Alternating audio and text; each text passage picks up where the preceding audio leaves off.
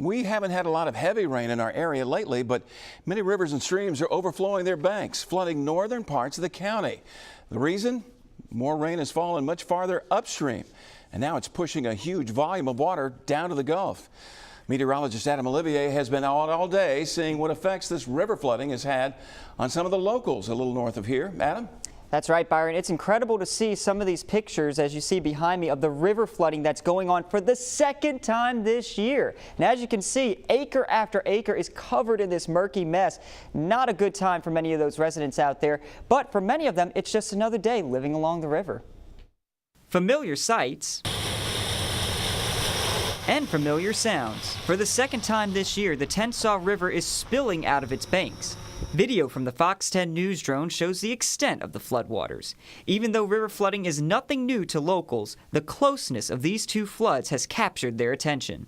The next road underwater is even worse. Ryan Preston is prepared for the worst of the flooding, having to move some of his possessions to higher ground. I just take everything I've got down the hill and bring it up to high land. It's a common sight along many rivers, as all major waterways throughout South Alabama are also seeing flooding.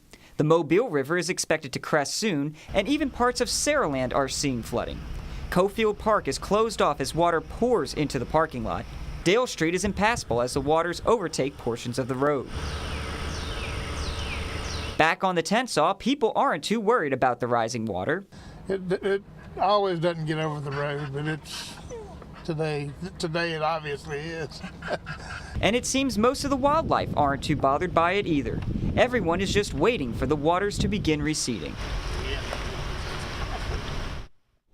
And Jason, that's some stunning video there, but even more stunning, you kind of have to take a look from it way high up in the atmosphere to really get a sense of how much water is being pumped into Mobile Bay. Yeah, this real high resolution satellite image shows the dirty water getting out in the bay and blowing all the way out in the Gulf. And this picture was taken today just before those clouds rolled in. Yeah, and once those clouds rolled in, Jason, let me tell you, it dropped by a lot. That wind kicked up and it felt really cold out there. I missed the sunshine, and it was good to see it for a little while anyway.